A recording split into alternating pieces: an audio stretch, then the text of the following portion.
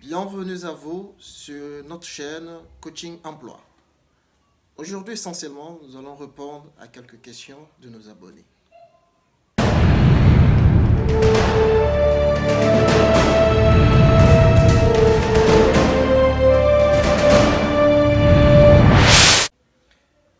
Comme je le disais tout à l'heure, aujourd'hui, nous allons répondre à quelques questions de nos abonnés.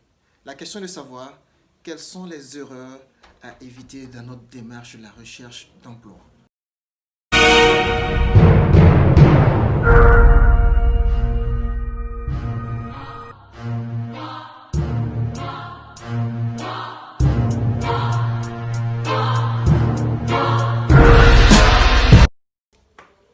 Il existe essentiellement 5 erreurs à ne jamais commettre lorsque vous êtes en train de chercher du travail.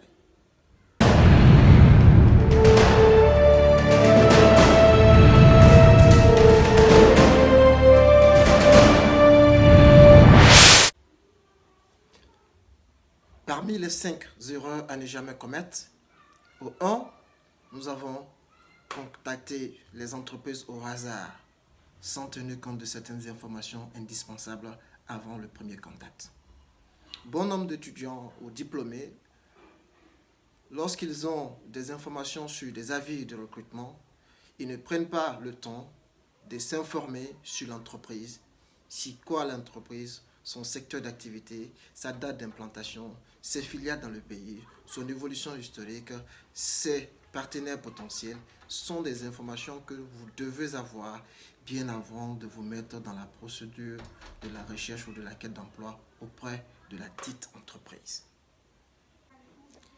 Deuxième erreur à ne jamais commettre, c'est adopter la même démarche ou la même candidature pour toutes les demandes de candidature.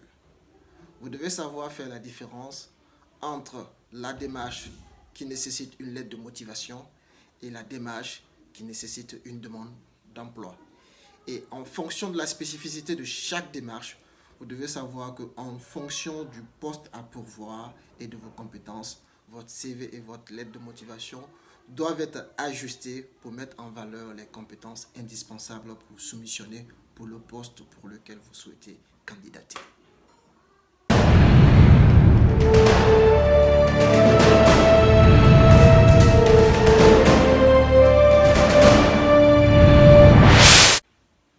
La troisième des erreurs à éviter, c'est la procrastination dans la quête de l'emploi. C'est quoi la procrastination? C'est le simple fait de renoncer à votre procédure de recherche d'emploi après 1 ou 2 échecs. La plupart des jeunes, dès qu'ils échouent dans 1 ou 2 entretiens déjà, ils arrêtent la procédure et ils sont dans les bars café à dénoncer l'absence d'emploi alors qu'ils ont désisté dès les premiers échecs. Vous devez aller loin, vous devez continuer votre quête. Tant que vous n'avez pas un emploi, vous n'avez pas le droit de vous reposer. Quatrième des erreurs à éviter. Tout le monde souhaite avoir un emploi bien rémunéré avec une situation décente, un accompagnement social. Mais ce n'est pas toutes les entreprises qui offrent toutes ces commodités. Un jeune demandeur d'emploi, surtout celui qui n'a pas son premier emploi, ne doit pas se focaliser à la recherche des emplois dans les entreprises les plus connues. Pourquoi? Parce que ces entreprises les plus connues sont les entreprises aussi beaucoup visées et aussi c'est des entreprises qui ont beaucoup de candidatures, donc l'embarras du choix.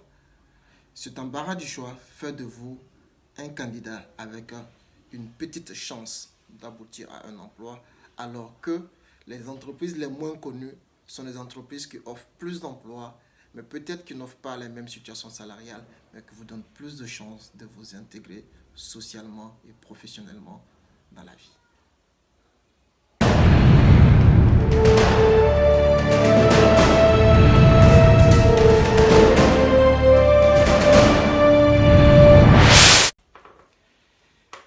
Et la dernière des erreurs, c'est-à-dire cinquième, c'est d'éviter de confondre le pistonnement aux relations. C'est-à-dire vous devez distinguer quand est-ce qu'il s'agit d'une information issue d'une relation et lorsque c'est un pistonnement. Le pistonnement, généralement, ce sont des rumeurs non vérifiées, alors que les relations, surtout, sont généralement internes, qui vous donnent des informations sur les possibilités d'employabilité dans telle ou telle entreprise pour vous permettre de vous préparer mieux et d'être parmi les premiers candidats à vous présenter lorsque l'entreprise va évoquer son besoin. Donc, les relations permettent d'être informé en amont et de mieux se préparer que les pistonnements qui généralement ne sont pas vérifiés.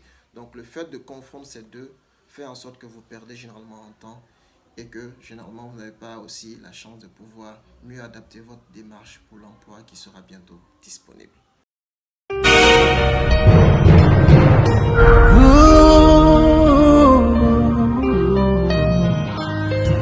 Bring it on, bring it on. You.